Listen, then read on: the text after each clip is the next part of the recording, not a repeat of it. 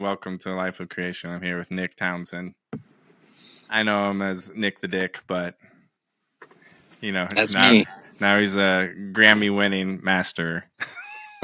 Now I'm a dick with a fucking Grammy.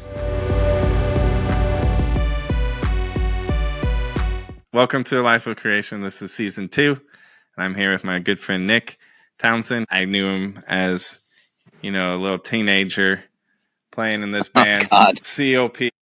There it is. My first record I ever recorded. Yep. But now he is a mastering engineer and a Grammy winner master engineer to boot. So now he's come full circle, and now he's talking to me, and I'm bringing him back down to earth. So we were just talking about mastering and the importance of it. So my question is, do you think the new music being as polished and perfect as it is sounding now, is that why mastering is becoming more and more important? Because it's not about the feel necessarily, it's about just perfection. I think it's weird. I think there's probably two camps of people now where it's always sort of been this way. Like, half the people don't think that mastering's necessary, and then the other half of the people would have it no other way. And I think that, like, the reality is that it's more important now than I think it ever has been, because you have so many different ways that people are going to be listening to their music, from vinyl all the way up to listening on headphones and listening in your car, and now we have Atmos, and you have all these different formats that people have to listen to records on, or have as options at least to listen to records on. Whereas back in the day, your main formats were going to be radio and a CD or a vinyl record, and that was pretty much it. So you worried about a couple different formats, and that was pretty much ready to go. But now, you have everyone wanting everything so loud. All the platforms will normalize levels to different levels. No one's standardized this yet. So, yeah, it's just, there's a lot more thought that goes into it to try to make sure that things translate across every platform. And it's also not just like, it's not so open source knowledge now. So especially like with vinyl, I started cutting records in 2012, and since then I feel like it's become like somehow more popular than ever, but so much more disinformation, or like just bad information on the internet, and people just are trying to find the right answers to things, and they're getting misled in so many different directions by people who think they know what they're talking about, who don't, or salespeople trying to push a product that they don't even know what they're actually doing. But yeah, I've noticed a lot of just like, I feel like it's just more important now more than ever to have somebody like me who can guide the artist or the record label through the process of like, hey, this is what you need for streaming, this is what you need for all these other steps, because now we're doing like vinyl, cassette, streaming, all those different formats. But then also the vinyl thing, that's where things get interesting, because I think in 2018, like right when COVID happened, there was only 2 manufacturers that make lacquers in the world, and lacquers are these things. They're just blank records. This one has grooves cut on it because I started it and I screwed it up. But there was only 2 in the world. So one is in Japan. That's who made this one. And the other one was in Banning, California. And they were called Apollo. And they burnt down. So pretty much overnight, the world lost half of its lacquer supply. And then on top of that, it's locked down. So nobody's able to go to work. And then everybody wants more music. So then guys like me are like, I don't have lacquers, and everybody wants to pay me money to make records, and everyone in the industry was sort of in this mad dash and this scramble to try to find resources like lacquers to be able to cut records, to get the records done. And then there's this huge boom where the record labels just dumped money into it, and then from that, a lot of pressing plants came. There was money flowing everywhere, so a bunch of people were like, I'm going to open a pressing plant. Seems like a smart idea. And now, in the span of just a couple of years, you have at least twice as many pressing plants in the United States, if not more. I don't know all the numbers, but like you have double the amount of suppliers for records. But it doesn't change the fact that in order to make a record, you have to start with this thing back here, the lathe, and you have to have lacquers, and you have to have somebody like me who knows how to make them. And then at the same time, you had the second largest manufacturer of vinyl records in North America closed down, which is Rainbow Records. And that's where a lot of record labels were getting their records made. So everyone's scrambling. Labels are wanting to place more orders to put more records out in the marketplace. Guys like me are trying to figure out how to make records. You have the manufacturing shutting down on all levels, and then you have the lockdown on top of it. And then, people are like, well, people are very resourceful. So what they did is there's another manufacturer in the Czech Republic called GZ Media. And what a lot of people don't know is that there's a lot of places online that you can order records that are just brokers for this company. They place orders thinking that they're having a pressing plant do this. And they are, but the people they're placing the order with are just the middleman for this larger corporation in the Czech Republic that's pressing records. And the way that they make records is through a process called DMM. So they use the same lathe, but instead of cutting into lacquer like this, they're cutting into a copper disc. So the idea behind it is that you're saving one step in the replication process. You're cutting directly into metal, blah, blah, blah, blah, blah. There's all these reasons that they've come up with for why it's supposed to be superior to lacquer. But in reality, it's not superior. It's actually developed after lacquer records lacquers were being cut. And you can get a good sounding one done, but the problem is that it just, for whatever reason, you can't really... It's harder to cut into that material, so you can't cut as deep of a groove. Right. And because you can't cut as deep of a groove as you can in a lacquer record, then there's physics involved. So the more amplitude that you push onto the surface of the disc, I'm getting really nerdy now, but the signal to noise ratio gets further and further apart. So the louder I cut a record, the quieter it seems. The quieter, what I mean by quieter is like the surface noise is lower than the music. So the louder I cut the music, the more the surface noise seems quieter. So when you listen to it, it almost sounds like digital. Like it sounds like you're just putting a record. You're getting all the things you like about the record on, but you're not getting all the pops and the clicks and all. But when you go to DMM, you can't cut it as loud because you can't get as deep of a groove to compensate for the movement. And then, you end up with little things like the noise floor is a little bit louder, so the records seem a little noisier. I noticed that the stereo image seems a little bit more narrow. And then my own personal opinion is that the low end is not as good because it's a harder substrate that you're cutting into. This is the way we've done it forever. So this is the way I prefer to listen to records, is through a good lacquer cut. Anyways, that's my nerdy spiel. I think vinyl mastering is really, it's really important. A mastering engineer who knows how to do vinyl mastering is super important. Pretty much every record that's getting released now with any kind of like a budget or a label behind it is going to get pressed to a vinyl now. So I don't know if that answers your question or if I just went on a crazy ADHD tirade, but probably a little of both. Yeah. But I feel like early on, you kind of focused on the vinyl more, right? Because back in the day, Flat Black and all those bands were putting out records. So were you kind of already going that way? Because back then, I don't think records were super popular. Because this is what, 2006, 2007?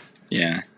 So it's like it was a lot of just like everything happened sort of by chance and then also sort of on purpose. I don't know. Like going back to like early punk rock days and playing in bands and then putting records out. One of those records that you pulled up earlier was, I believe, one of the first records that I ever recorded and tried to mix on my own. And when I had them cut it, it was actually this guy Richard Simpson, and he cut it Erica Records.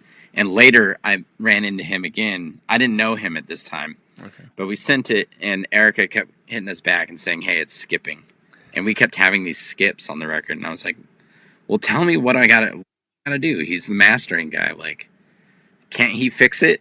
I don't know what I'm doing." Right. And I'm just like a young, like 16-year-old punk kid. I don't know. Right. I'm just trying to make my record sound the way I think it needs to sound, and then, sending out to get a record made to hopefully have something to sell on tour. Several years go by, and I'm touring, and I'm really interested in recording now.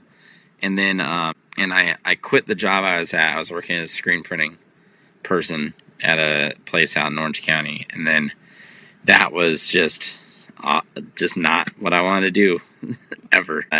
So I started. My grandmother, who you met, who you know very well, was like, "Get your ass back into college." So I went to college, sort of as a cop out. Like, if I'm being totally honest, I was like, "Well, I gotta figure out a way to like make a living." And there's only like two things that really interest me, and the first one is music. And the second one is, funny enough, I was like, I want to help people, so maybe I'll be like a fireman or a cop or something. And like from a legitimate standpoint, wanting to help people. Right. So I was like, I'll be a good cop. Like, I'm not going to be like, I'm a punk kid. I got picked on by cops all the time. I want to change the narrative. And my grandma was like, "You don't want to be a cop here in LA. Like, do not do that." Yeah, please. So I was like, well, I'm going to go to college. So I'll take a criminal justice class, and like they had some classes there that kind of let me dabble into that world a little bit. And at the same time, I was taking all the prerequisites to do the audio engineering course, and they had a really good one at the college the community college I was going to. So I was like, cool, I'll take both of these at the same time, and I'll figure out whichever one takes pole position. That's what I'll do. And so it didn't take me very long. I took my first criminal justice class. The first day we had a local cop in the class talking to the class. And he was, and I know cops, not all of them are like this, but this guy was awful. I was like, I can't, if you're the person I'm going to have to look forward to working with, like, I'm not made for that. Like, I'll help people in another way. Like, so music was like, I was like, well, I have to make this work. Like, it's the only thing that I want to do. So I focused solely on music only. And I went through the audio engineering course. I kind of got into it on accident. What happened was I started the prereqs, and then I got an offer to go on tour pretty much within like 2 weeks of starting them. And it was Dr. No had offered me a drumming gig. And they're like, "Come out on tour with us. You're going to make..." They promised me money. And I was like, also very excited. I love touring. So I was like, dude, this sounds way cooler than what I'm doing now. If I can just leave and go on tour for like the next month with Dr. No, who's one of my favorite bands growing up, I don't want to miss out on that. Because I had played with them when I was 16, and then they gave me the boot because I was too young. I played with them for like a year and a half or 2 years, something like that. And then they wanted to go do some dumb... They were all like... They loved me as a drummer, and it was great, but they all wanted to do like adult things with the band that I won't get into. But I wasn't 18 yet, so I couldn't be involved. So I played my last show with them. They went off and did their thing. They wrote another record that was not very good. And then they hit me up for this thing. And I was like, cool, it's my chance. I can get back into this. And then, now I'm old enough to play with these guys. And like, we're going to have a great time. So I went out on this tour. And I hope this story isn't too long.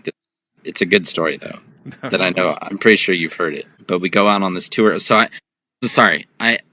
I'm like really like torn between going on this tour and then like sticking it out and doing these prereqs, because it took a long time to get into the prerequisites. So I went to my professor and I was like, "Hey man, here's the deal. I got offered this gig to go on this tour. I really want to do it because it's going to be able to, I'm going to make enough money from this tour to be able to come home and then go on this other tour I already have planned with my other band where we're going to Japan.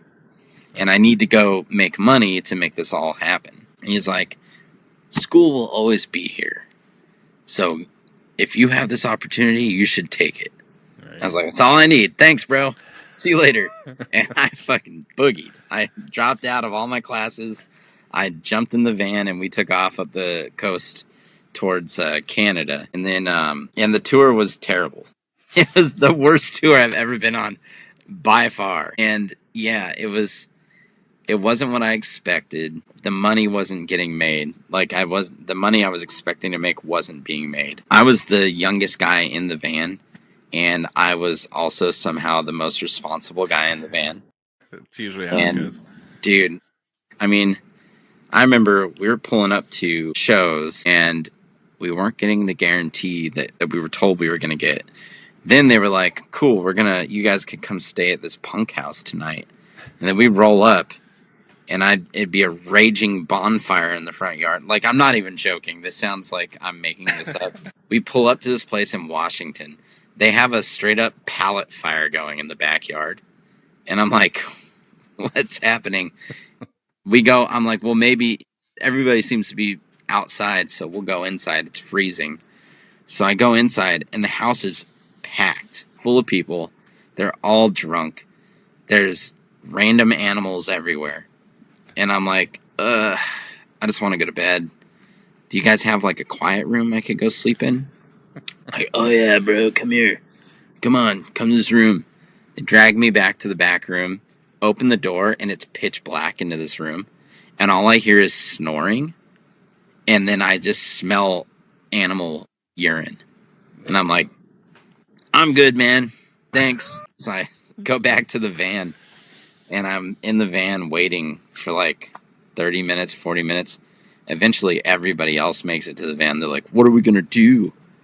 I'm like, dude, you guys are like 50. Like, what do you mean? What? Huh? Like, well, I don't know. None of us have any money. I was like, hold on. Call my grandma. I'm like, Grandma, I'm going to use a credit card for a hotel because these guys are dumbasses. She's like, okay. So I go. We get a hotel room. And then these motherfuckers make me sleep on the floor. I was like, this is such bullshit. Like, fuck these guys. And but I was a good sport about it for the most part. And then we got up to the border of Canada. And I had told them before we left, I'm like, this is cool. I want to go do this. But I feel like we're going to run into an issue because I don't have a passport. But this is before you needed a passport to cross the border. You could still pass with, like, a birth certificate. They were just getting to that point. I forget what year it was, but it was just getting to that point where they were like flirting with the idea of like, we really got to lock this down.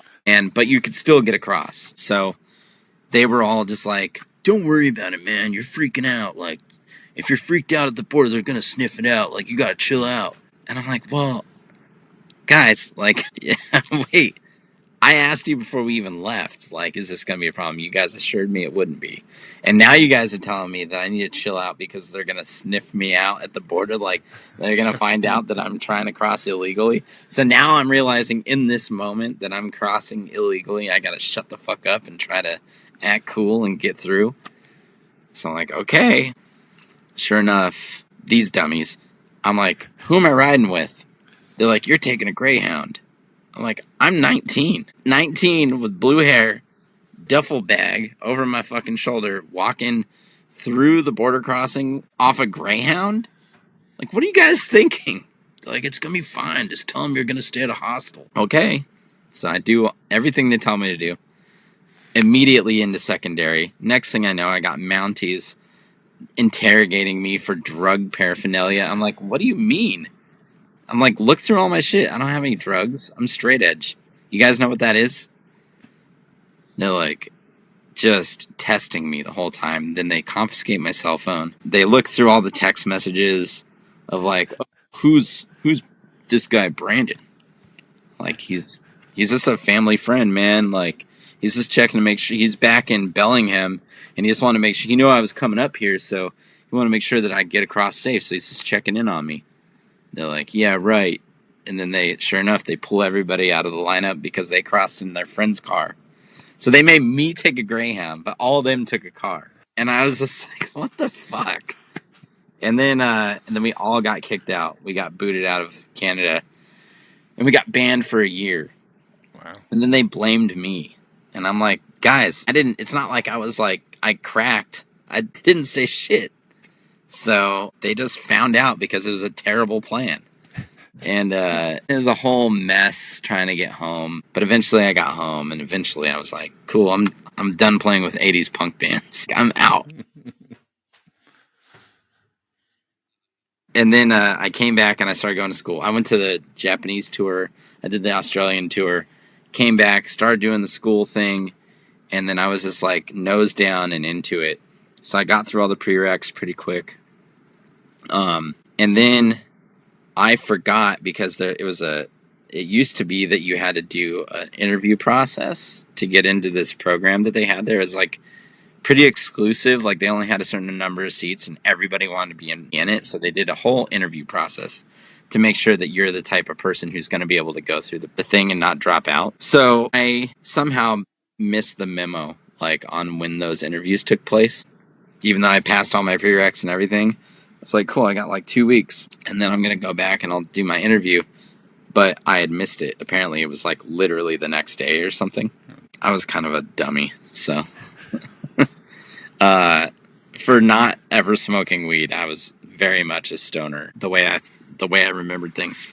So then like I was super bummed, and then 2 weeks goes by and I get a phone call from my professor. He's like, "Hey, is this Nick?" I'm like, "Yeah." It's like, "Hey Nick, so we just had a couple people drop out. We're wondering, we got a couple spots open if you want to come down for an interview to see if you could get into the program." I was like, "Fuck yeah, let's go." I get all my stuff in order. I show up for the interview. I'm sitting in the office waiting for they would have like all the professors come in and they'd all talk to you individually. And the main guy comes in. He's like, "Hey Nick, how's it going? Like, it's great. I've heard a lot about you. Like, real excited to have you here. How long have you been working at Guitar Center?" I was like, and I just looked at him blank. I'm like, he's like, "You worked at Guitar Center, right?" It's like, "No." He's like, "Oh, well, this is awkward. I think we called the wrong Nick." And I was like, "Well, I'm here."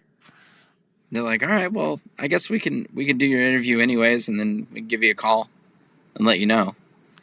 It's like, cool, awesome. So I do the interview, and I'm like, this sucks. This is wasting my time. And then they called me like that afternoon. They're like, "Cool, you're in. Like, you're great." So I just did the whole schooling thing, and then it was so funny because I graduated the program, and straight out of the program, I had been recording one of my band's records, and we had been signed to a small hardcore label, and they gave us just enough money to go and get it mastered professionally. So I was like, hungry and knew just enough about audio engineering that I was like, I want to learn about mastering. But I had no intention of caring about mastering. I just wanted to know how I could make my mixing good, so I didn't embarrass myself when I sent it to mastering engineers. So, because I fully planned on just like mixing and recording bands and working with bands. And then, because I'd already been doing that a little bit, and I'm a drummer, and I was like, oh, it's so much fun. Like, this is what I love. I want to create music with people. And then I was like, but I want to go to this session. So please make sure whenever we book it that you let them know I want to attend. They're like, okay. So I showed up with my hard drive, and it's this guy Pete Lyman, and I didn't know who he was, but I knew he was like on Pensado's place, and like all these like these like flashy things back then that were like, oh, this guy's a big deal. Right. But when we met, I was like, oh, it's this fucking, we both like all the same music. Like, we both like early Discord record stuff, and we both like play in punk bands. We just had a lot in common. And then I went into his room, and it was the first time I've been in like a professional, like a real mastering studio, and it was super impressive. It kind of blew me away, and I was like, holy shit, I have so many questions for you. This is nuts. And I just fucking just beat him over the head with questions the whole time I was in there. And then it got to the point where he's like, do you want an internship? I was like, fuck yeah, dude. Like, you're asking the right guy. I'll do whatever you want for free. And he's like, all right, well, come back tonight. And I went back there that night, and I show up, and I'm like, what's up, Pete? Because they had a party for Vintage King. Vintage King was downstairs, so they were having a party, and that's what I got invited to. And I was all excited. I was like, cool, I'm going to go back. I'm going to hang out with this guy. And we're going to talk about stuff. Like, I'm going to be a fucking engineer. And I get there. I'm like, hey, Pete. And he's like, oh, hey, dude. I'll see you later. I'm like, oh, the fuck you going? And he was there with some friends, and they went off to go get dinner. And so I was a little bit like, bro, why'd you invite me? If like, and there was a moment there where I was like, I'm just gonna go home, because now I feel like this is awkward. Like, he forgot that he invited me, because he invited me and then he took off, and I was like, well, I don't know anybody here, so now what am I doing here? But then I was like, well, fuck it. There's a bar, there's audio stuff, there's people here that I should probably get to know. So I'm just going to stick around and schmooze and talk to people, and we'll figure it out. And I did that, and then all the other interns are like, oh, you're the new guy. I'm like, what do you mean? Like, nothing's set in stone in my mind. Right. They're like, yeah, you're the new intern. You're Pete's guy. I was like, oh, is that what he said? They're like, yeah. I'm like, oh, all right. Well, I guess I'm already in. I didn't realize it. So, fuck yeah. And so I just stuck around and worked with the... I basically stayed after the whole party was over. I stayed late. I helped them put away all the chairs, all the party supplies, everything, as if I was working there. And then while I was doing that, Pete and his friends came back, and they're like, what are you doing here still? It's 3 o'clock in the morning. I was like, well, all the other people are here putting stuff away, so I figured I'd help out. He's like, all right, come back on Wednesday. I'm like, all right, see you then.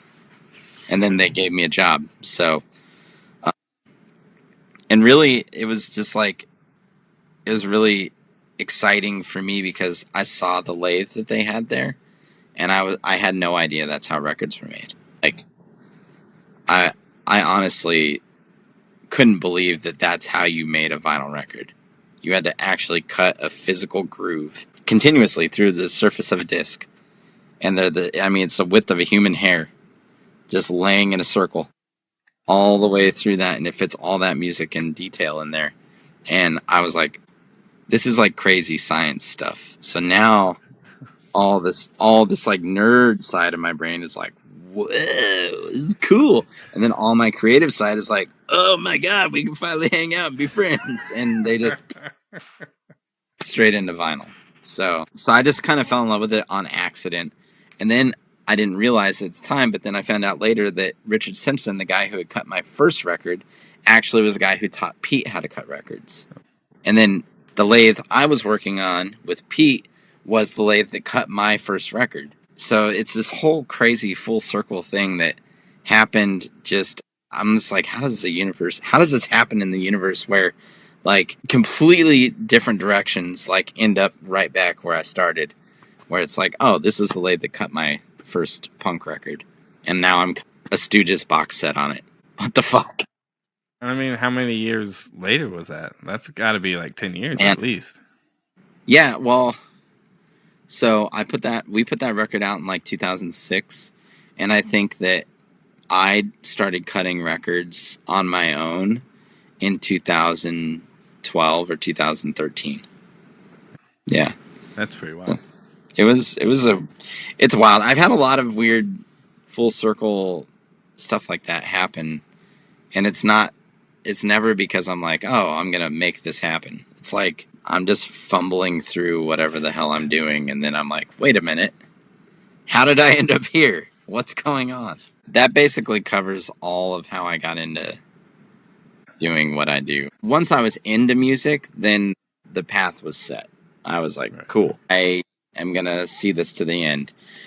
But like, if we go a little bit earlier into my life, I was a nervous kid. Like I didn't, I wasn't super confident in myself. And then the home life was okay. but it was definitely not a life. It wasn't like Disney TV family life. It was like, oh fuck, like my parents are 20 years old and everything's fucking crazy. So so it was a little bit of everything was a little on edge, a little crazy. And you're the oldest, right? And I'm the oldest. Yeah. So then Josh came along, my younger brother came along pretty quickly, just 2.5 years after me. So very quickly I was like, I'm an older brother and I have to take care of this kid. Yeah, I don't know. It was just, I was excited, but I was very much like thrown into this role of like, oh, I have to grow up like fast. And it kind of early in my life, I was like, I very much was like focused on being a brother, being a good brother, and then like trying to protect my little brother, and then trying to find our way to like just get stability going on. Because, right. I mean, my dad and my mom, which you know, both were addicts. They had a really gnarly divorce when I was a kid. Kind of drugged me and my brother. They didn't mean to, but me and my brother just got drugged through it. So right. There was like a lot of drama, a lot of things going on early. And so it set me up to where, you know, around elementary school, I got picked on a lot. I had a lot of things going on. I had classes. I had this big ass, I mean, imagine these teeth with a big ass gap. That same size, but in a smaller human. And I had like a hip disease. So I had this thing called hip perthes. And basically it's a degenerative disease that basically the cartilage in your leg wears down. So it's just bone on bone. And I had that when I was in first grade. They had to put me in casts for a year and feed me antibiotics. And I had to sleep in the same bed with my grandma so she could wake up in the middle of the night and take me to the restroom. And she made all my clothes special for me. So like, it sounds traumatic, my childhood. But what it did is it set me up to like understand the value of what other people can, like people loving. Like it helped me understand people's love and right. How I can love back and how love is given and received in all these different nuanced ways. Right. Because love isn't so like black and white to where it's like, I love you. Sometimes it's my grandma making special pants for me after working a 12-hour shift at her school, you know, and staying up all night to make sure that I have these snap-on button-up pants that fit over my fucking double leg casts, you know, stuff like that. There's like, as a kid, I learned really early, like, shit. And then, but basically, it just made me put the child thing on the back burner my whole childhood. I was never really like a kid. I was always taking care of my brother or trying to mitigate feelings that my mom or my dad had, or trying to take care of them or right. Help grandma out or something. So when I got old enough to where I was just like, man, fuck everything. I was like, okay, well, I'm just going to play drums. Like I was really into music because it was sort of my escape from everything. Right. And my uncle loved music and he bought me my first guitar and would sit there and he'd be very patient with me and try to teach me how to play music. And he'd show me new bands. He'd show me Led Zeppelin and Black Sabbath. And then my dad was also big into music. So my dad was showing me like Megadeth, Metallica, and Pantera. And then, so I had this metal background. And then my dad also liked some punk stuff like Pennywise and Green Day and NoFX. And so I learned about all those things. And then I was like, oh man, I really love music. And my grandmother bought the encyclopedia for the Windows 95 desktop where you had every CD, you had to change all the CDs over for whatever you want to look up. And so I would just sit on the computer for hours looking up like Little Richard, Elvis Presley, like all these music things. And they had little snippets of music so I could listen to the music. And it was just a thing where I was like, I love music. And anytime I had a chance to explore music, I would find a way to do it. So whether it was on the brand new, like, his desktop computer or, you know, going to the record store with my dad or whatever, I was all about it. So inevitably what happened is I learned how to play guitar. I tried to play guitar with guys, with other people who played music. I was trying to start a band, but no one else could play their instrument as proficiently as I could play guitar. at that age. So I was like, this sucks. I want to play with people, and no one my age knows how to play their instrument, and let alone have the attention span to sit there and try to figure something out. So I was like, well, I'm just going to learn how to play drums, because I actually like drums. Like, had a friend at a mobile home park that me and my brother lived at part-time with our mom, and he set up these 5-gallon buckets in a way to where it worked like a drum set. So you sat on a bucket, and then you had another 5-gallon bucket in front of you as like the snare drum, and another 5-gallon bucket to the right of you as like the floor tom / kick drum. Right. And then you had we made cymbals out of like taping the 5-gallon bucket lids together and putting metal washers in between them. Like, it was but it was cool. So right. I would just sit back there and bang on those things. And then I was like, I really want to play drums now. And then my uncle bought my brother a drum set, because he was like, Nick's a guitar player, Josh is going to be a drummer. And we lived in a mobile home, so it was like, that's not happening here. And so grandma had a garage, so we put him there, and I was like, fuck yes. I live with my grandma most of the time, so I get to play drums all the time. Drummer. So I just locked myself in the garage and would just sit there and play to all my favorite bands. And then it got to the point where my dad would come out and he'd be like, dude, you're pretty good at this. And it was like a genuine, like, he was always supportive of anything I wanted to do, but this was like a time where he was genuinely impressed. And I didn't have to go looking for him to be like, look. He like came out and he's like, dude, you're getting pretty good at this. Like, we should get you some lessons. So I kept with it, and it just drove me harder and harder and harder, to the point where he's like, all right, well, we'll buy you a drum set, a nice one, because the one I had was a beater.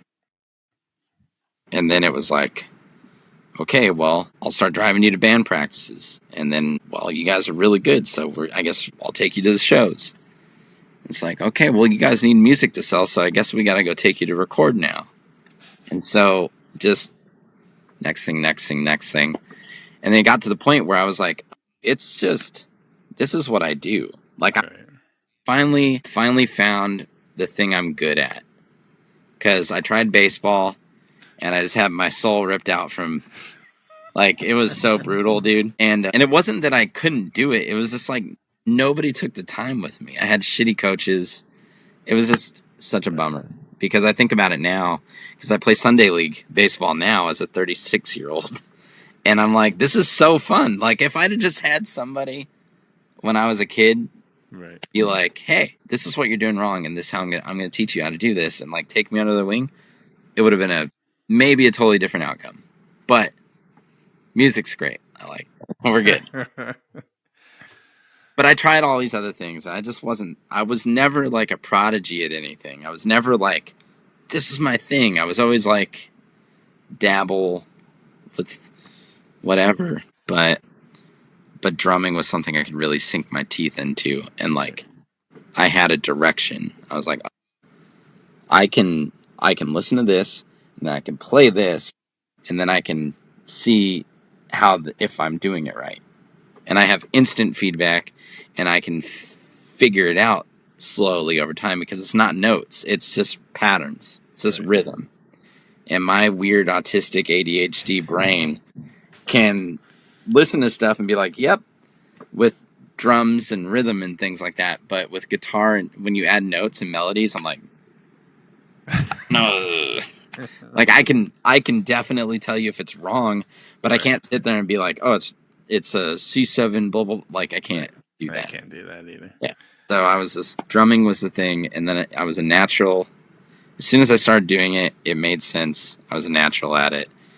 And then it wasn't even just my dad. My dad noticed it first. I got the confidence from that to push it out there into the world. And then everybody that I'd play with noticed it. And then next thing I knew, I was in like fucking 6 bands and touring and recording, right, and then trying to figure out how to record myself. And then my dad was also the first one who bought me my first like 8-track. So that's how I got into recording. I was just so frustrated all the time whenever I'd go and have someone record my drums. I'm like, this doesn't sound like me. It sounds like bullshit. So he finally was like, well, here's your own 8-track, and here's some microphones. Figure it out. Yeah, have at it.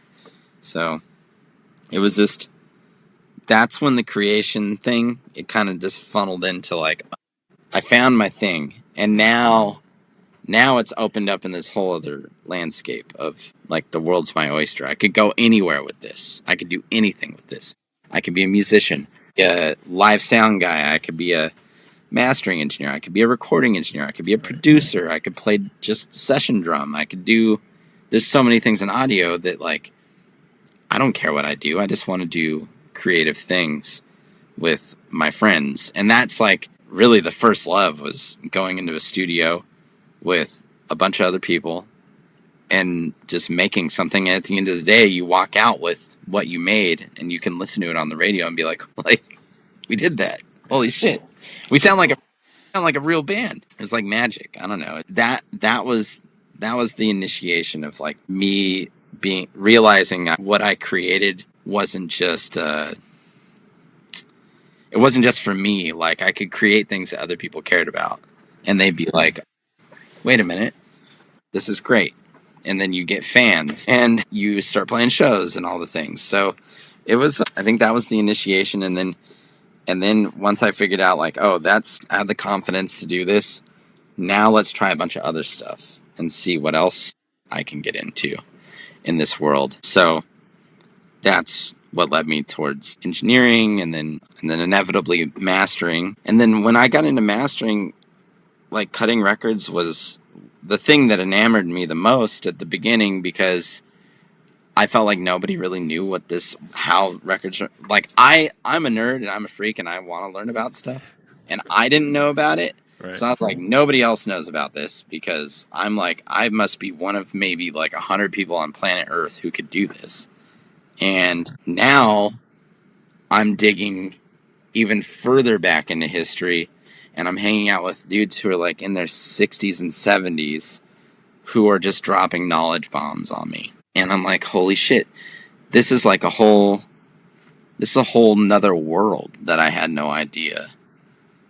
That's such a big part of my life. I had no realization. I didn't realize how big of a part of my life this, like, making records was, because I had all an entire huge punk collection, and like, all I would do is listen to records, because it's the only way I could get some of the records I wanted to listen to was by going out, finding the record, putting it on a turntable and listening to it, because it's not on streaming, it's not on YouTube, it's not on any of these places where you find it otherwise. Right. You have to go find the record. So then I started putting it all together and being like, oh, there's guys who made this fucking Bad Brains record, and when I hold it against the light, I'll see the scribe and the initials, and I can see that this person hand scribed their initials into this record, and this record is a 40-year-old record. Right. So this record's as old as I am, and it's got that person's initials. It's like a piece of art. So I can listen to it, but also there's the physicality of it. Like, it's not just like the band made the record, now you have the band's record. It's the band recorded an album, and then the person who made that record that you have physically is an engineer like me, who then prepared it, painstakingly sat there and listened to the entire album, start to finish, made sure all the grooves were behaving appropriately for playback. Right. And then at the end of it, they put their initials next to it and wrote the matrix number in that dead wax area and sent that off to the plating facility and the pressing plant, where then they made industrial parts to create those vinyl records that you then have. So then, like, you'd think of it like I'm a mold maker for a lot of these records. Right. And those guys were too. And there's records that are like 100+ years old that have some dead guy's initials on them. But like, how cool is that? Like, if I ever have kids, that they could go and they could find Grandpa Nick cut this. Look, his initials are right there. Right. It's in a store somewhere, or it's in someone's record collection. So then it started making me think, like, this is such a cool way to leave my mark.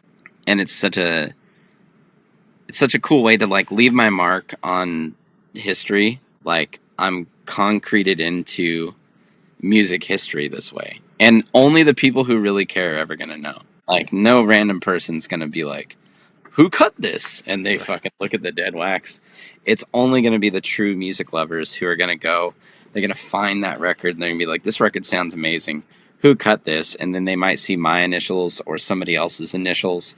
But then we're cemented in history as, you know, the engineers who worked on these records. So these records will live long after I'm dead. They're going to live on and on and on.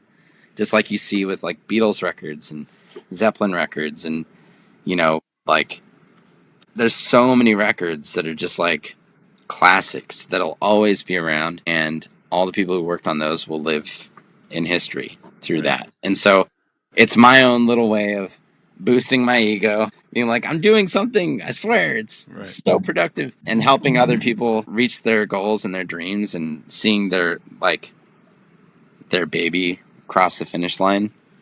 And that's a whole nother side of the creation process that is like so much, I get so much from it. Just, you know, people trusting me after they've spent months recording and mixing a record, and then they give it to me, and then I run it and I do the EQ moves that it needs and make a couple adjustments and just bring it together as a record. And then they get to listen to it for the first time like it's their own, like they've worked on it forever. They're like, I'm sick of it. I'm done. I can't. Comes to me and just fresh ears in a nice room with great speakers, great gear. And I just make the adjustments I think that are necessary to kind of balance out the entire record so it sounds like a cohesive thing. And then they get it back and they listen to it, and it's like, you know, it's just so cool to watch them. Like it's like their eyes light up. They're like, oh my god, it's finally done. It's exactly what I expected. Or sometimes people are like, I hate it already. And then if I'm lucky enough, once I get done with it, they're like, you really brought it. You really you made me proud of this record. Right. I think that's like the coolest compliment I ever get is like when people are like, dude, you really made this record awesome. Like, you know, they've done all this hard work. They've made the record, and then I come in and I just make a couple easy moves, and it's like just revamps the whole thing for them, and it's like, dude, it's perfect now. So it's just cool. It's just like, I feel like I learned early on that I wasn't going to be the guy who makes a record that changes someone's life. I'm like, I'll make a record that some people like. Right. That's totally awesome. But what I can do is I can be the guy that helps others make the record that changes people's lives. Right. So, and I'm perfectly happy with that. I don't need to be, I'm a drummer, so it's like I want to be behind the band. I don't want to be the guy out in front. Like, right. So the mastering job was great for that also, where I'm like, oh, I get to hide behind all the engineers and the people who made all these important decisions, and I just get to throw my name in there at the end. Great. Fantastic. And they all like me. Grammy. Yeah, I mean, yeah. Yeah, and then I accidentally win a Grammy. Yeah, man, I don't know. It's cool. I can go, there's so many things that tie in to, like, the creation thing, and, like, there's so many things I'm grateful for. You know this is a personal thing, but, like, my grandmother and my dad were my closest people. Like, my confidants, the people that were just, like, my biggest cheerleaders, and they're not around anymore. So after losing them, it was really hard to stay motivated to be like, keep doing this. Because I always did it sort of with them in mind. Like, I always loved impressing them. You know what I mean? So, and I knew that this was the thing that they were like, oh, we're really proud of him because he's passionate about it. And so, you know, first my grandma passing, I was like, fuck, like, what do I do? I kind of lost the drive that I had going into that. And then my dad was still around, and my brother was still around, and so I'm like, oh, I have inspiration. Like, I would disappoint her, I would disappoint my dad, I would disappoint everybody if I just stopped doing this. So I'm going to keep doing it. And then I did that, built this whole studio and built my career into what it is now. And then, you know, losing my dad in 2021 was another big blow to being like, what am I doing, man? Like, I don't know. None of this has meaning now, because all the meaning that I had to work so fucking hard was to show up for my dad and my brother and my younger siblings and everybody. And so when he passed, I was just like, Ken, like, do I really want to keep doing this? Like, should I just go figure something else out, sell all the gear? But then I was like, all right, chill out. I took like a month off of mastering, and I was like, all right, I've been doing this forever, and it's something that I've always loved to do, and I would have done it regardless, but like, you know, just because they're gone now, like, doesn't mean I have to like throw it all away. Like, they would be pissed off. Yeah. They'd be so bummed. They would be bummed. They would be rolling in their graves thinking about like, why the fuck are you, like, what are you doing? Right. Because they were always like so great about just pushing me towards my passions and my goals, and they were like, you know, even when I was like, I don't want to go to Japan. I don't need to go there. It seems like a hassle. It's so much money. Like, I don't need to do it. They're just like, dude, don't be an idiot. Right. Go. So I had to pull myself together. And then, and it's crazy. Like, I made it a goal of mine in 2021. I was like, I want to win a Grammy. It was a cop-out bullshit thing. It was the thing that I needed to tell myself. Like, I want to win this just to keep me going. Right. Because I'm like, they'll be looking if there's a way that they're looking down on me, they'll be pumped. It'll give them something great to brag about up in heaven to all their friends. But so it was just a little thing that I had to, like, it was a mental gymnastics for me to be like, all right, come on, let's get back into this. Let's figure it out. And then to my surprise, in 2020, well, it was earlier this year, I won a Grammy. So I had no idea. It's so funny how it happens because, you know, working as an engineer, mastering records, I do so many records in a year that I forget more of the records that I've done than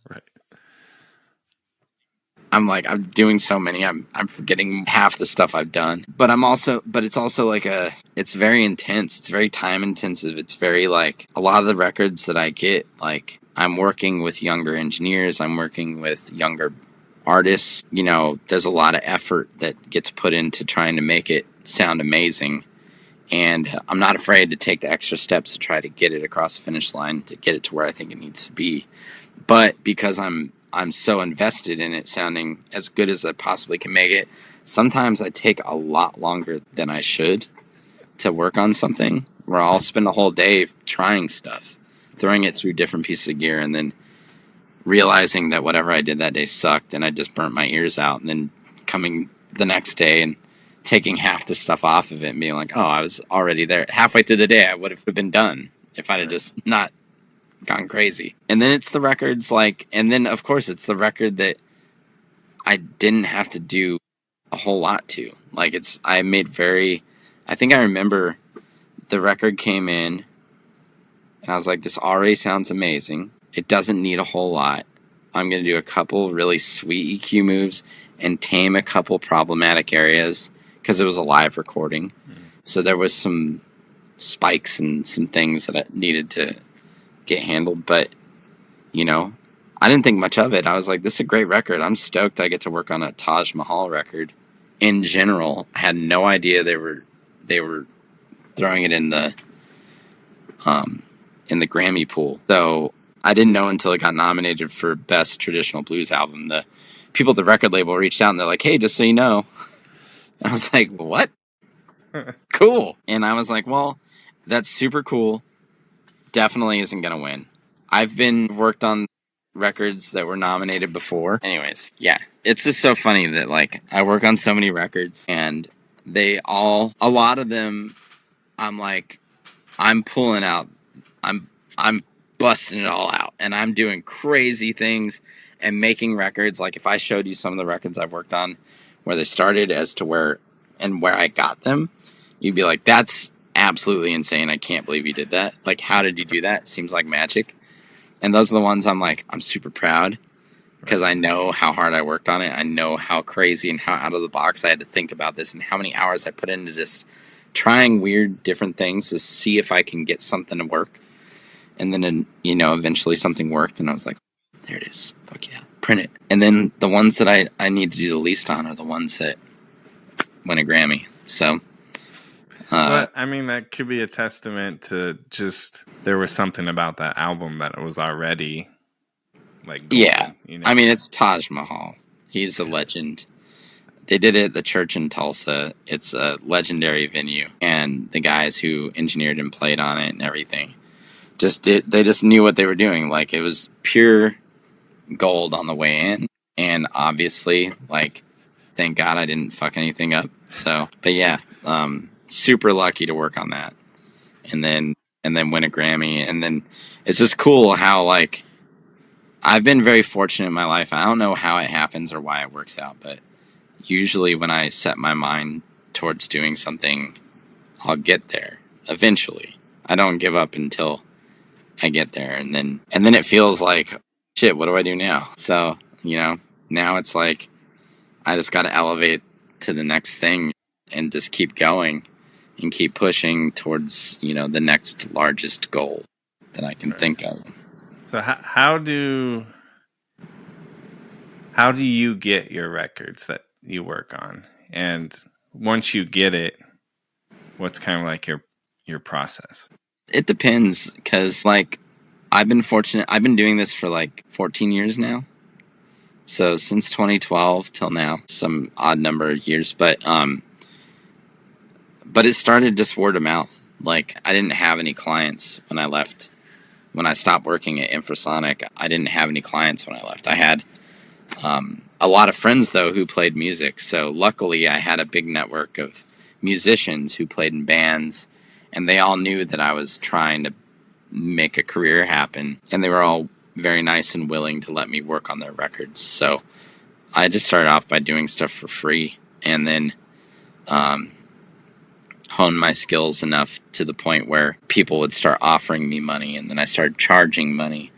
And then and it's not like I came into it with, like, not knowing what I was doing. I knew what I was doing. I was working on a lot of crazy records when I started working at Infrasonic. I was working on Weezer records. I was assisting on, like, all these big country albums, and, like, QCing and cutting lacquers and doing all these things. So I had experience working with like, working in that world, and I knew what it took, but I needed just people to take a chance on me. So luckily, my network of musicians were the catalyst, and then I just branched out from there. I stayed in bands. I would go and meet people and talk to people, and it's honestly, I've never done any advertisement ever. I've just been Instagram, my friends, word of mouth spread around, working a lot of my own records. Luckily, some of the records I worked on, some of the records I played on got enough attention that it expanded my network even further, and I started working on the next thing. So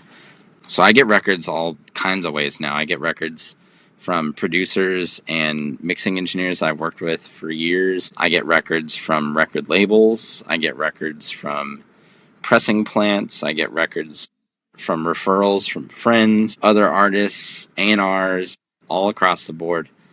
So yeah, it's a broader network now. It used to be I can have 3 or 4 friends who were making records who would send me everything because they knew I was, like, hurting and I needed to get something going. And now it's gotten to the point where I have relationships with tons of people. So I get records all kinds of different ways now. What was the second part? So once you get a record, like, what's your kind of, like, creative process? So the nice thing about mastering is that I never know what I'm going to work on. So, like, every record is a new...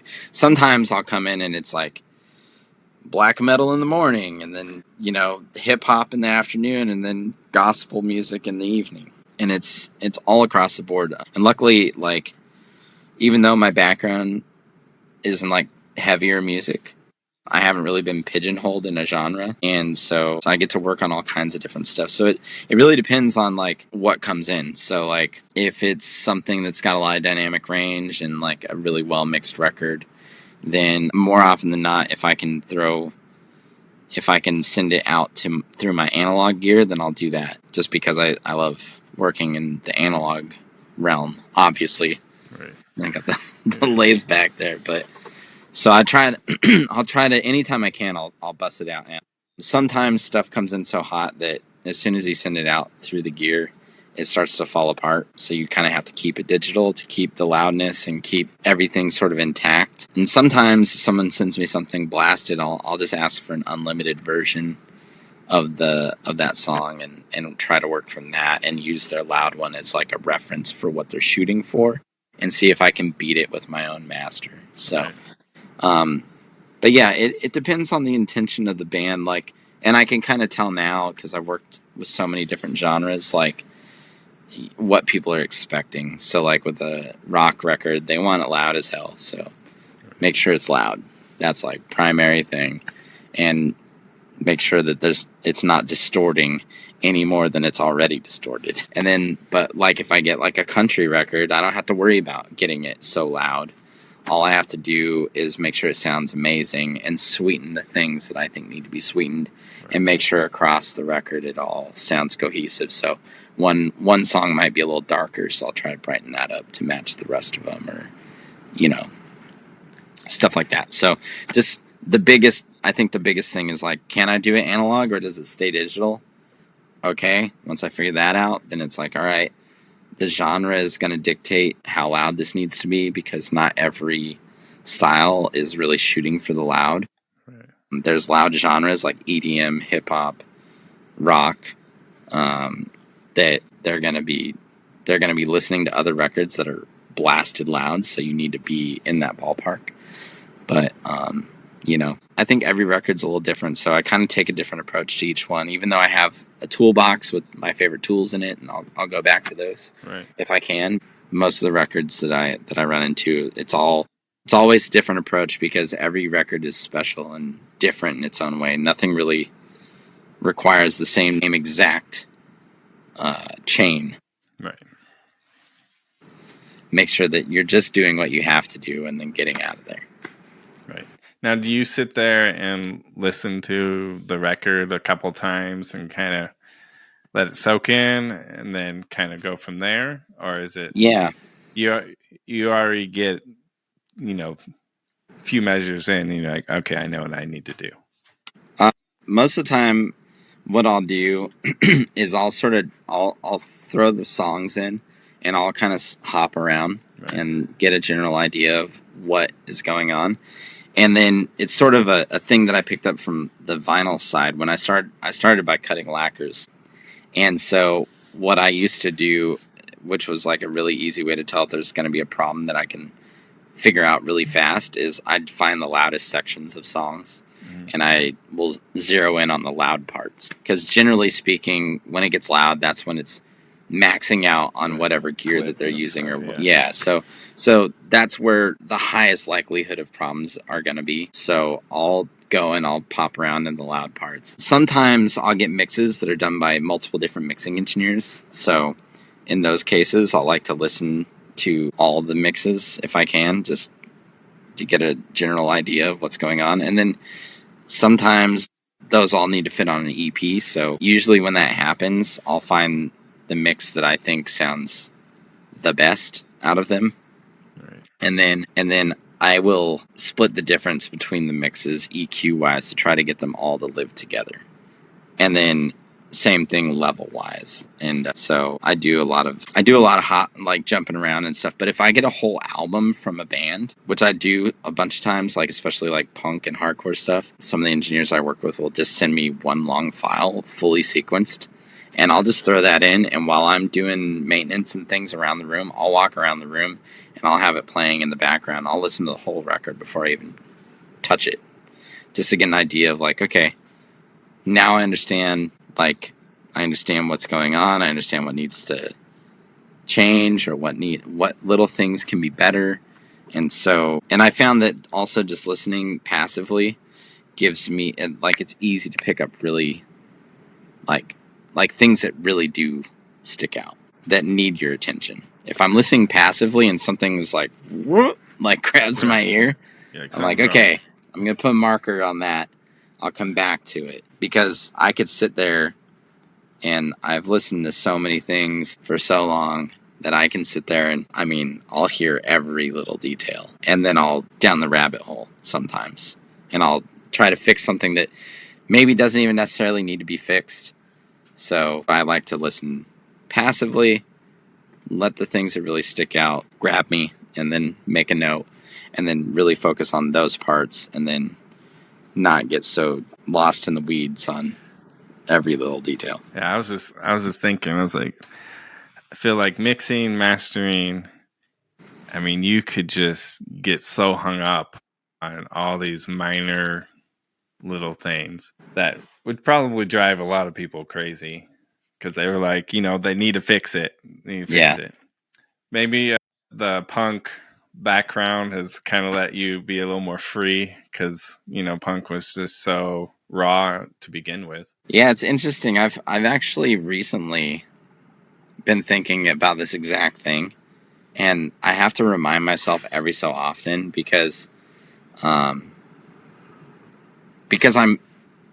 good at what I do, and the tools that I use are so powerful now that you can literally get into things with a fine-tooth comb, and you can try to fix every little bit. And then, you might spend a whole day doing that, and you're like, perfect. And then you play it, and you're like, oh God, it sounds terrible. Right. So it definitely has given me a unique perspective, I think, when listening to records that aren't perfect. Right. Like hearing, for me, a little bit of distortion on a floor tom isn't going to bother me. Right. Where someone might hear it and be like, yeah. But I'm like, well, I mean, feel it. You listen to all these records that I used to listen to on a daily basis that sound awful. Yeah. But they have their thing. So, understanding that, it may be an ugly baby, but it's still someone's baby. You know what I mean? It's ugly. I have learned to love this ugly baby. It's okay. Yeah. And some people just, wouldn't understand it. Some people would be like, why are you even to support the baby, dude? Yeah. I think the punk has helped me to not be a OCD perfectionist, for sure. Yeah. It's good in that way. It lets you be human. Yes. And music is a wild place, because the further we get into the future here, the more perfect it becomes, and the less human it becomes, and the less valuable it becomes. Right. Which is crazy. I mean, we get into some philosophy now, but it's interesting, because the music that I grew up loving, and the reason I wanted to create, is because it's like a window into the soul of another person. Yeah. It's the easiest, without having psychic ability or something crazy, it's the easiest way to peek into someone's inner human. Yeah, for sure. And sometimes the imperfection is what makes it so beautiful and so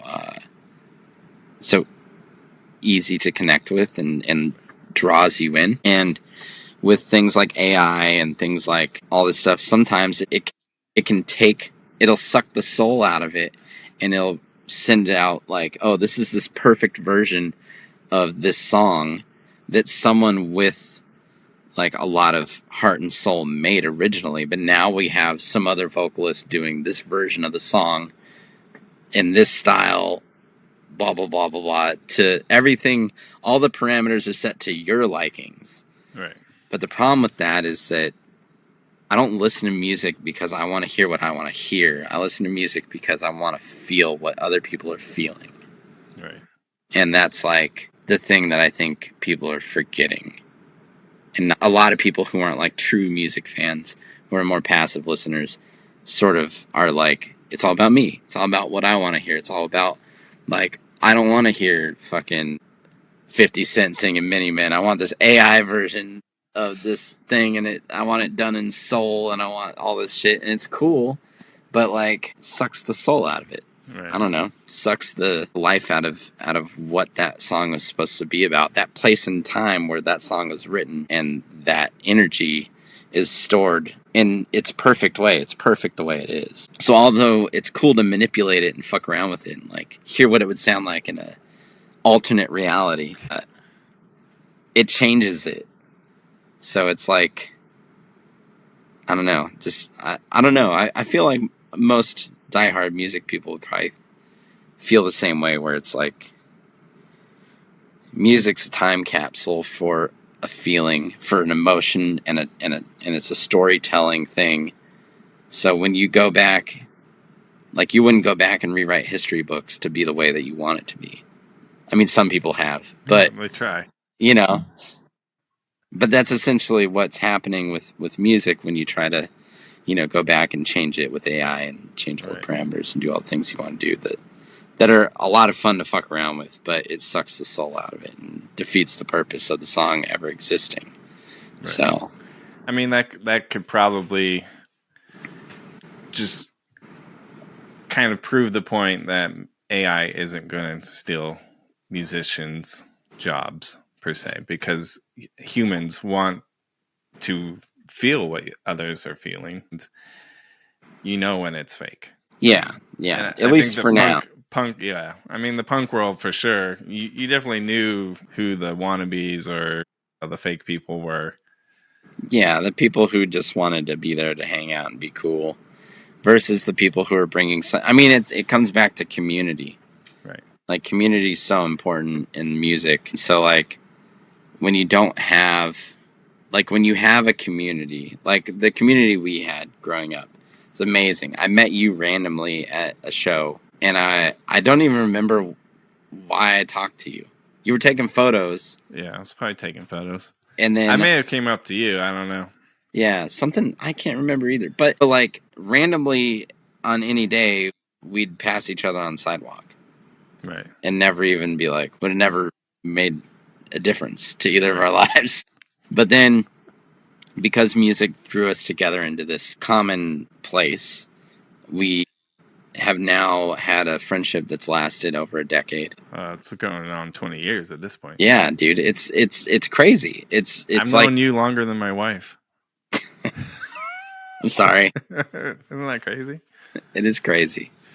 But I mean, there's a slew of things that would have never happened if music hadn't drawn us to that alley show. I mean, you wouldn't have modeled. I wouldn't have. I wouldn't have to keep trying to hide those photos every time someone finds out. God, they're so embarrassing. I wouldn't have been in handcuffs. That's true. You wouldn't have been in handcuffs. You wouldn't have been accused of taking pornographic photos of a young boy on federal land. Oh my God. I still can't believe that. Just so I don't know if you're going to cut this out, but just so, in case you leave this in, he was taking photos of me. I was not naked at all. It's my idea to go into federal land because there's a hole in the fence. We're just trying to be artsy dorks. It was a dry lake bed. Yeah. It looked cool. But what's crazy is that was the very first Faces of Music portrait session that I did. Yeah. And that day set the standard of what I used for like the next decade shooting portraits. That's awesome. And they came out good. Dude, that one photo of you is amazing. I might try and find it and just post it in here. They'll be like, what happened to that guy? Jesus. Right. It's a tough life. Don't become a mastering engineer. You just stress yourself out and go from being a model to being a fat piece of shit. Yes. But I mean, community is, like you were saying, is so important because like we met and we've continued to do things together that supported, our paths as creators. You let me shoot photos of your bands. You were nice enough to go do portraits randomly because I was like, hey, I have an idea. Let's do it. And then I've given you my terrible music and you've helped them a little bit. You've got me modeling gigs when I was super poor. Desperate for money. Be like $20 an hour. I'm in, dude. Let's go. Free pizza. Guarantee $100. Dude, yeah. Hell yeah. I was all about it. This was back when that was a lot of money. Yeah. Well, the models get a lot more these days. I bet they do. They got to. I mean, let's just say they make a lot more than I do. Dude, it's crazy. It's so weird. This is so weird. I feel like I don't even know what I'm talking about, man. It's interesting to see how everything's evolved. Where it's like the models used to get paid shit. They used to, like, literally, it was just like, who are you kids? All right, whatever. Get behind the fucking, get you two get closer. All right, photos. All right, here's your $100 and some pizza. See you later. Now it's probably like Instagram famous kids who are showing up with an entourage who get paid like thousands of dollars a shoot and shit like that. We did switch to agencies. Okay. Eventually. Yeah. I mean, agents gonna get their money and stuff. Right. And the quality of model has definitely improved with Good, that. yeah. But like, what are you saying? I wasn't quality? Well, back then, it was kind of like get it done for as little as you can. Yeah, yeah. And now, companies have seen the value of putting money into content creation, right? Yeah, absolutely. Thankfully, Yeah. Which is why we're doing it right now. There you go. Content creation. I remember we did content creating all analog, hanging out at Vans Warped Tour, taking portraits. Oh, it was digital cameras then. Yeah. But yeah, man, it's super funny. It's the community thing. It's interesting because throughout our entire friendship, we've always been, like, hey man, I need family portraits from my grandma. You're like, got you. Yeah. Like, hell yeah, or vice versa. Like, you're like, hey, I need someone to throw white at this guy on the beach. Like, cool, I'll see you there. Yeah, we were both kind of just like, yeah, whatever you need. Yeah. And it was the music thing that got that going, and it's like that's how you meet people, that's how you build your network, that's how you get into I don't know, it's like a flow state, like you start it's almost like a jet stream. You jump into that jet stream, and then next thing you know, like, you and everyone is just like flying together, just like, all right, here we go, fucking, we're going towards the goals. We're all headed there, and it's interesting. I think about it a lot. Like, had I never tried to play drums in a band, like, I don't know what I'd be doing. I don't know. My identity would be totally different, I guess. Yeah. Well, you were a guitar player in COP, right? Yeah. But drumming was the thing that got me in my first band. Right, you had already been in bands for a while at that point, right? So I had been in bands for probably about 2 years when I met you. So, like, my first band that I ever played a show with was in high school. I was in a street punk band called Silent Minority that no one ever heard about. But we played the Battle of the Bands, and it was so crazy. I was, like, terrified. But we played, and then I was like, that was awesome. I want to do it again. We started playing backyard shows. And then I met these other guys. I was like, your band's way cooler than my band. I want to join your band. and then I played guitar. I weaseled my way into being second guitar player for that band. And then the drummer didn't show up one day, and I was like, I'll play drums. And then I became the drummer. Right. And then that band played for at least a year. That was the first time I ever recorded. And then that's how I met you. I was playing in that band that night at the Alley. And it was a weird... It was like Dringcroms. Oh, okay, yeah. It was like a weird Battle of the Bands situation also at the Alley. Was? Yeah. Or maybe it was a punk show and we all had to, like, sell tickets or something back when... If it's the Alley, they were probably making you sell tickets. Yeah, so I think something happened. Somebody scammed us into selling tickets so we could come play the show. But it was great because we ended up playing and I met you there. My brother was with me because he would come and see my bands, and my dad was there. And then that's how I met Eddie who's in Skullcrack and ACXDC. Yeah. And so I met Eddie, and I was like, that kid, like, I'm like a baseball scout, dude, for musicians. Like, I saw Eddie play that night, and I was like, this guy can play. I was super into RKL, so I'm like, this guy could play like the guitar player from RKL. He can rip, yeah. And I can play drums like the drummer of RKL. And we need to start a fucking band together. So I was already scouting him from that day. Like, I want to be in a band with that guy. And then funny enough, several years later, I get him into Fireburn with me. Finally, we played in a band together. But it was like I was gonna in our say, did you 30s. ever do it? Because I don't remember. So Fireburn, okay. Fireburn played. So when Todd Jones left Fireburn, we needed a guitar player, and that's when I recruited Eddie, because I was living close enough to him. Because the problem with us is that I lived in West Covina and he lived in Orange County in Fountain Valley. So it was just far enough away that we were like, yeah. And then we also had like sort of diverged, our musical taste paths had sort of diverged from each other, where I went way more the hardcore route, and then he went way more the metal route. Yeah. And so it just never worked out. But then when the Fireburn thing happened and Todd left, I recruited him because I was living in Costa Mesa. It was easy. I was like, he's a perfect fit. And he had also like become a guitar teacher, so his chops were even crazier now. So he could play whatever at any given moment. So we finally did get to play in a band together.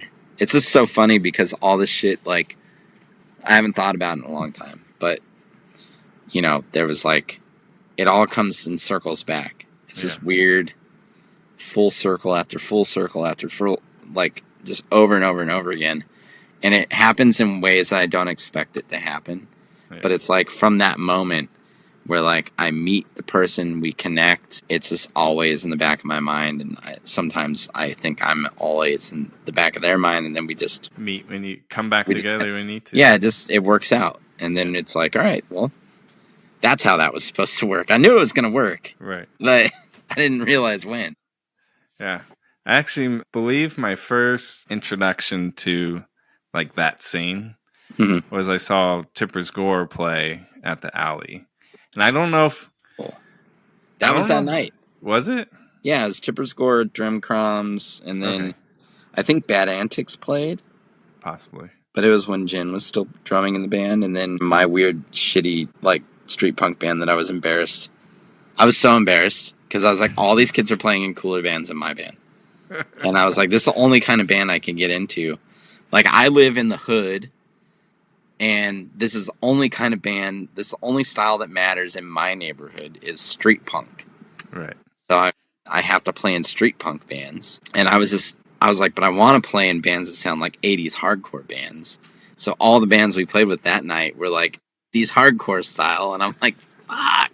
Well, I just remember like Tipper's Gore, just like, holy crap, this is like why I got into hardcore. And now kids are doing it. I did this 10 years too early. Yeah. Because when I did it, no one cared. Well, that's how I kind of feel now. Like, it's so funny because, like, the bands that are popular now, I'm like, bro, like if my bands were still playing now, we'd probably be on tour and it'd probably be way more lucrative. But, you know, whatever. Wasn't my time. Wasn't my place. I don't know. Your scene was so fun, though. Like, it was fun. I have such fond memories of that. It was having been in, you know, a punk band earlier in high school. Like, there was no one putting on shows that I found. There was like a couple. Yeah. It was like, you guys put out records. You guys book shows. It was incredible. And for like an older guy to just kind of be able to come and just support it how I can. I'm like, this is so cool. Like, it was such well, you documented, if it wasn't for you, we wouldn't have any documentation of a lot of it, because like my dad has stuff, but it's all, the hard drive's dead. So I don't even have half the stuff he took photos of. So most of the photos that still exist is like you or old hardcore dude who's now passed away, or that guy Riff. There's like a handful of photographers who'd show up to a majority of the shows, and they're the ones who caught it. But like a lot of the stuff, it's so cool that you ended up just being like, fuck yeah. And like coming to almost all the shows because you caught so much of it on film. And now I get to go back. I was just cleaning my room the other day and I found the Bad Reaction photo shoot pictures that you did for our record. Right. And I was like, oh my God, look at us. Yeah. But it was so cool. Like, everyone supported everyone, and it was a special time. I think about it now, and I don't know if it's just my ignorance, but it was a different time. Like, I don't think it still happens, at least not here. But it's just different now. Like it's like when my old band COP and Tipper Score and all those bands were all playing shows. It was cool because it was a lot of very young kids who were very hungry for that style, and it wasn't just like 5 or 10 of us. It was like an entire. I think this is like we caught the perfect time for like MySpace and Facebook to all happen, to where we all had our little pockets of what we were into, and there was like 10 people in this neighborhood, 10 people over here, 10 people over here, and you had like, oh, this neighborhood has like 3 bands, this one has 4 bands, this one has 5 bands, and then here's all the venues that we could play, and all the skate parks are down to let us play shows, or like this kid has a house that we could all have a band come out and play. So we were getting connected with like all these bands from out of state, out of the country, who were coming through to tour, and then we were all so hungry that we're just like, oh, dude, like, did you hear that this band, Government-Warning and Wasted Time, are coming out on tour? Like, they're fucking sick. You should check them out. Let's book a show for them. And then you had like the Clinic in whatever the fucking, and I don't know, Santa Ana. Yeah. That place was incredible while it lasted. Like, it was just a shitty fucking garage space in an industrial park with a bullshit stage, tagging on the walls, and I think they sold weed out the front. And it was just, and we all got our cars fucking towed, like, yeah.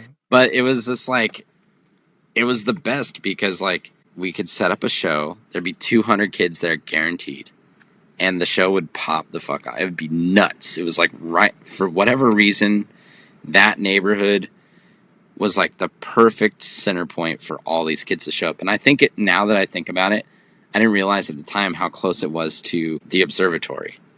Mm-hmm. And all the kids that would go to shows at the observatory would just come to our shows, because the observatory was great for like, I think it was called the Galaxy back then, still. Galaxy, yeah. So, and this all predates like Garden Amp and all that shit. So like that same, in between all those venues where they're at now, was that spot, the Clinic, and all these kids would just show up because the Galaxy would do like the Adolescents or TSOL or whatever. Misfits. And the problem with having that place, because that was one of the first places I went to shows when I was younger, is like they had a really bad skinhead problem. So you'd show up and there'd be these fucking Nazis just hanging out in the middle of the floor, like beating up on people. And so it got like really old really fast, and it just wasn't fun to go to shows there. So I think that's when we had our own, like, our this weird time where like American Hardcore the book came out. Yep. And like all these things were getting, like, having their anniversaries all at the same time. And then K-Rock's Inland Invasion, where they had like the original lineup of the Adolescents play the entire Blue album, and then Circle Jerks, and then GBH and TSOL all on the same stage, and like all these bands still playing, all these things going on, and getting like just riling up that whole scene again. And all these kids are like, fuck yeah, and skateboarding, and like it was like a renaissance of all these things happening.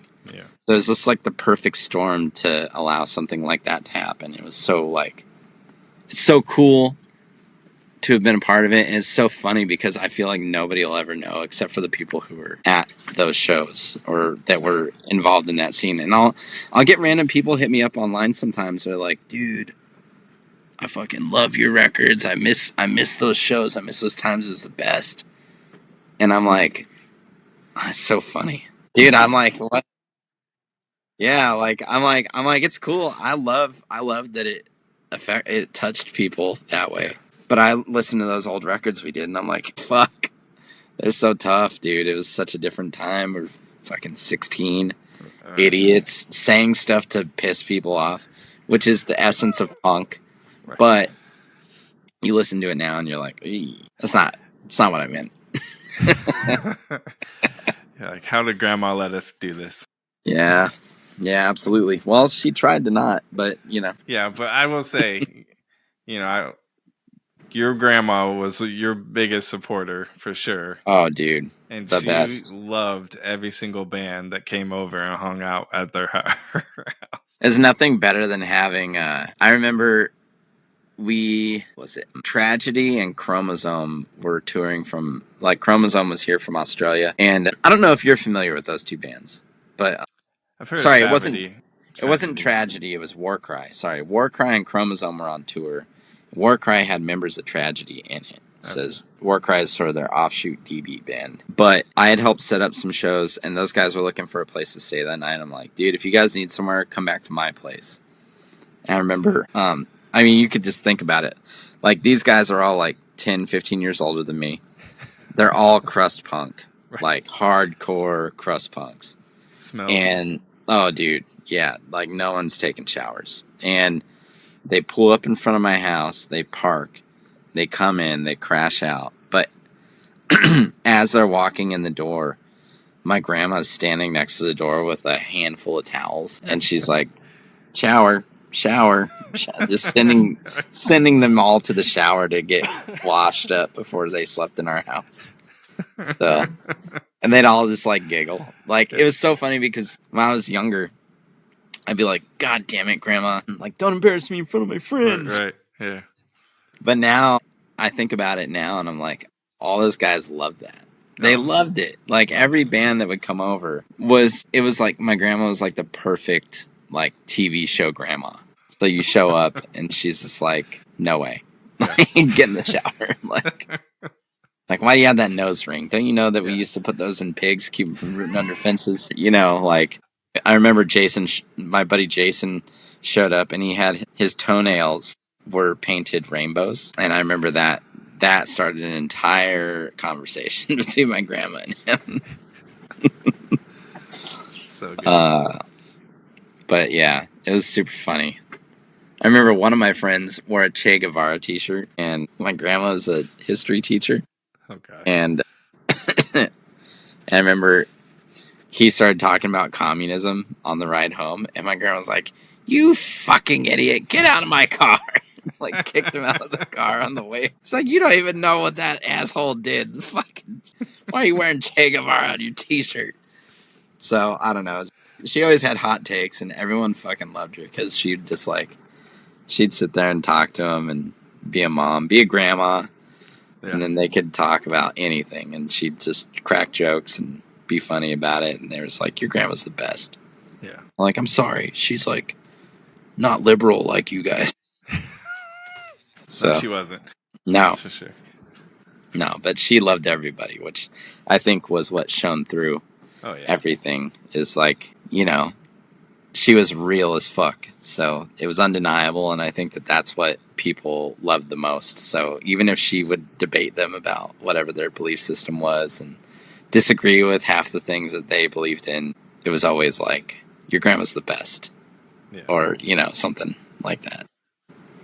Well, I mean, she may have disagreed, but she still welcomed them into her house, and you know she loved it. Oh, dude, I have photos of her posing with all the fucking punkers with spiked hair and like studs so everywhere. Good. I mean, like, how cool is that to be like so much a part of like your grandkids' life that like their friends still talk and honor. Oh, dude, they loved her more than I mean, I tell people all the time, I'm like, dude, as soon as we'd show up to the show and my dad jumped out of the car, it was over. Like, no one wanted to talk to me. Bum rush my dad and be like, Sean, what's up, dude? Yeah, Papa. I'm like, I thought you guys I thought I was your friend. Like, what's happening? No, your dad was cooler. Yeah, no. I've been living in a shadow ever since. But yeah, same with my grandma. Like, my friends always joke about it. It's nice. It's cool. But yeah, it's interesting because so like a majority of the people that I know that knew my dad or my grandma are my friends that I grew up playing music with. Right. So it's like a weird little like I got to sort of choose my family. I'm like, I got all these friends, and they're like my family more than they even realize they're like my family. So certain people I'll get together with, like I'll get together with Cash or Jesse or any of the dudes in Bad Reaction or some guy. You know, I have a handful of friends who spent a lot of time at my house practicing and playing music and knowing my parents. And so it's fun. It's like when I get around them, I feel like, oh, I'm around family today. You know what I mean? It's a weird perspective for me. Like, I think a lot about this stuff, probably more than I should, but I'm just like, man, it's so weird to be this age, have the dynamic that I have where I don't have a large family that I could, like, fall back on or call anybody. Like, I can't call my mom and be like, man, Mom, I'm having a tough day today. You know? Right. And I used to do that with my dad and my grandma all the time, but they're not around anymore. So I can't do that. It's interesting, and I wonder how it affects other things, if that makes sense. Yeah. I wonder how it affects me in maybe ways that I don't realize it affects me. You took this one. Yeah, there you go. That was another fun place. Yeah. Where was that? D Piazzas. Oh, D Piazzas. Yes, sir. D Piazzas. Yeah, man. I don't know.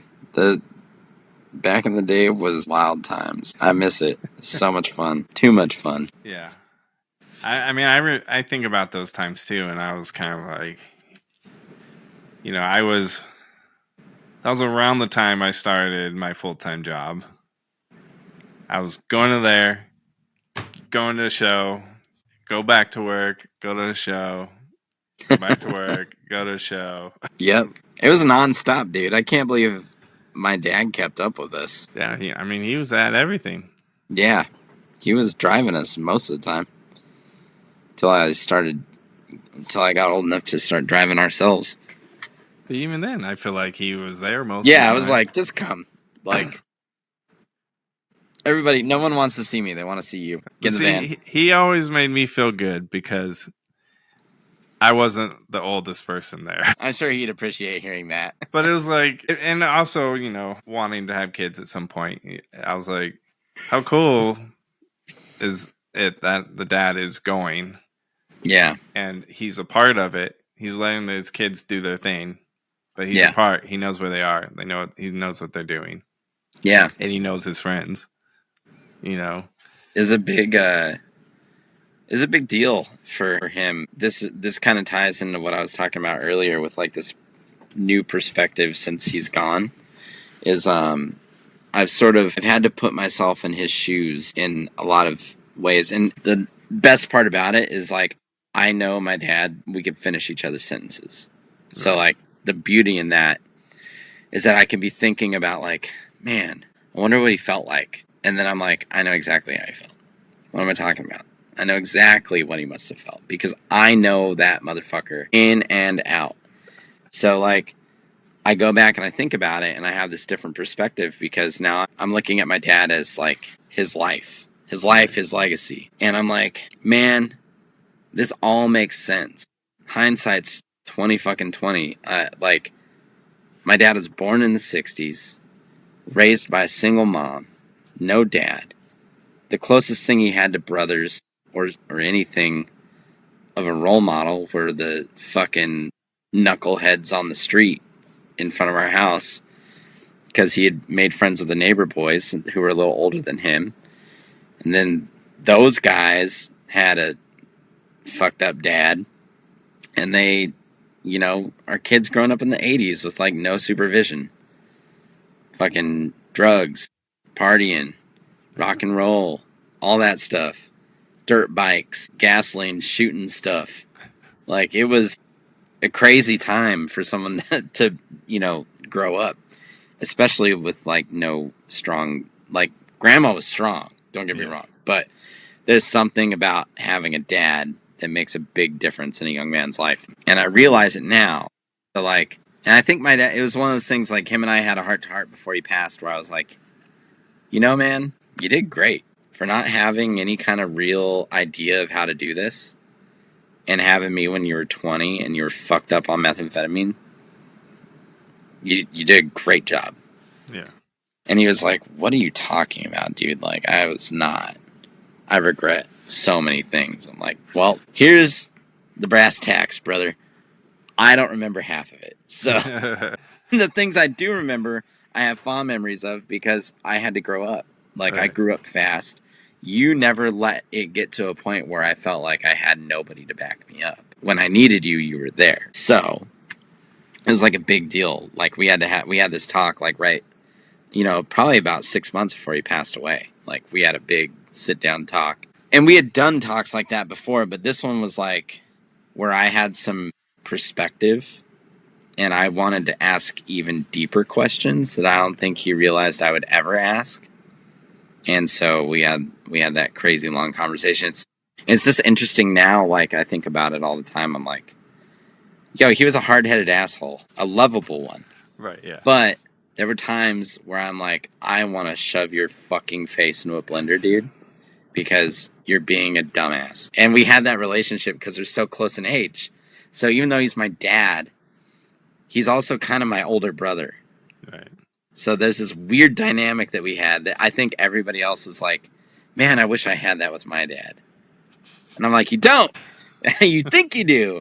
I mean, it's great. It's just different. It's just a different situation. So, like, it's interesting now looking back on it and realizing, like, all of it makes sense. I give my dad a pass on all the things that I used to be annoyed by because I realize now, like, yo, if I grew up in the 60s, all those kids, if I thought kids were cruel when I was growing up, they're calling him a bastard. They're fucking testing him all the time. Probably calling him other way worse things. And the only person he has to go talk to is his mom, who is amazing and tough-ass lady. But the real male role models are these boys. Right. These other young men around him who are also trying to figure shit out. So then it's like, oh. And so that's why it's so impressive that, like, when he was in his 40s, sorry, he was in his 40s when I was a teenager, right? Yeah, he was in his 40s when I was fucking running around doing all this shit. Or maybe late 30s. Yeah. Dude, I'm 36. I couldn't even imagine having, like, a 15-year-old running around. Or something like that. Like what? I think when my dad was 36, I was probably 13. And I just started, like, getting into it. So, I don't know. It's just interesting the perspective that I have now. I'm that age. I can't even imagine having a child right now. And he had 2. There was a time in my life where I was like, I don't want kids. I don't want to do any of that shit. I don't want to get married, none of that. And since my dad passed, I'm like, dude, there's nothing that can compare to the connection that you can have like that on Earth. And now it's inspired me to be like, all right, figure it out. I'm the one. Come on. There you go. So I mean, I got married in 32, I think. I was 32. Yeah. Had a kid about 3 years later. Nice. So about your age is when I first became a dad. So, well, fuck, I gotta get on it. You got time. But I think about it, I'm like, I'm gonna be hitting about 50 by the time my kids turn teenagers. Yeah, dude. I'm like, oh god, keep you young, brother. Yeah, but it's funny because I have 2 boys and butt heads with them a lot. I bet. And I'm kind of like, it's because they're mini me's, and it's like, their job. Well, it's their job, and it's like everything that you've spent your entire life trying to work out. Yeah, they're just now starting. They're just figuring. They're just like, you're like, oh, boundaries. What are those? Let's go for it. Yeah, let's see how far we can go. Push these buttons. Yeah, and you got 2 who can now like play off of each other, and hey, you distract Dad while I go do this thing. They do. They totally do. That's the best part about having a brother, dude. There's nothing like it. I love my brothers. So, like, whenever we can get together and really, like, get after it, like, dude, fucking forget about it. I mean, you and Josh did some cool music stuff together. So, I mean, we did. We got lucky with that. Like, dude, it's funny. I don't know if I ever told you, but, like, I was the first one that got into punk music. And my brother was into, like, nu metal. And I started dressing. Josh was getting that nookie? Yeah, dude. I was too for a little bit, but I started getting into punk. I started dressing punk, and my brother would make fun. He would bully me. So like I'm like I feel like I'm the younger brother in the relationship, even though I'm 2.5, 3 years older than him. I feel like he bullied me my whole life. Like, he fucking would make fun of me. He always had the friends, and they'd all gang up on me and joke, like, fuck with me. And, like, I'm like, dude, what the fuck? Like, how did this happen? But, I remember he was relentless, and I was just like, whatever, I don't care. Yeah. And then I remember one day I got a phone call from him. I'm like, what's up? It's like, hey, I was wondering, I had a question for you. Like, okay. It's like, you think your band could come play for my birthday? I was like, really? He's like, yeah. He's like, you like my band? It's like, yeah, you guys are good. He's like, you like punk music? He's like, yeah, I've always liked punk music. Like, you fucking liar. But I remember that was the time where I'm like, I got him. Yeah. I fucking got him. And then from there, he got into his own style, and then he kind of influenced me, and I influenced him. Right. We kind of, and then started bands. Yeah, you guys did COP, Concussion, right? No. COP, Trench Rot, bands that we were in together. Yeah. COP, Trench Rot, Concussion, Deadbeat. Yeah. Deadbeat was like definitely the best one. I'm trying to think of. Yeah, I remember I think I only saw you guys once, and I thought I was going to die. I'm like, where the hell are you taking me? It's all those years of, there's a lot of years of practice, me just berating my brother into being a better singer. Right. I'm like, more like Jerry A. He's like, you sound like a wimp. You need to sing meaner. And if you listen to that COP 7, and then you listen to a Deadbeat 7-inch after, you'll be like, whoa, that's no way that's the same guy. Yeah. Crazy. I don't know, man. We did a lot of cool shit. We got lucky. Now I'm just like, okay, well, the band stuff is cool, but can we go on a vacation together? Like, just go to Yosemite or something? Right. Like, I don't want to do any of the band stuff to get to the location. I just want to go to the location now. Right. So that's what we've been doing lately. That's good. Yeah. We went to Chase Field this year because we're trying to knock off the baseball fields. Right. We went to Chase Field, and then we took psilocybin gummies when we got there, and I fucking lost my mind. Me and my brother took the mushroom gummies at the same time. Then we walked into the ballpark with our buddy, and the national anthem was happening, and it was like you see how my neck kind of looks like this right here? It's like this angle on this little, like, chubby lady who's singing the national anthem, and she has like a fire captain's hat and uniform on, and all it feels like it's just a zoom in of her, like, neck as she's singing. It's just like jiggling around all crazy. And everybody in the concessions area where we were, like, I had both hands full, so I couldn't, like, put my hand over my heart or do any things. So I was just, like, looking for the TV where everything was, and I see that. And everybody is dead silent. Like, it's the national anthem. Show some fucking respect. Like, this is what we're doing. And I see that, and I'm like, what the I start laughing. Like, giggling. Like, and I look over at my brother, I'm like, dude, you see that? And he's like, show some fucking respect, man. And I start fucking like, oh no, laughing more. And then as I start laughing more and more, the people around us just start looking at us like, what is happening? And then my brother's like, damn, Nick, I can't believe you. Show some fucking respect, bro. And he's just like throwing me on blast in front of the entire place. And I'm laughing at this lady's like neck jiggling around. And I'm just like, yo. It got to the point where I'm crying. I'm holding nachos and beer.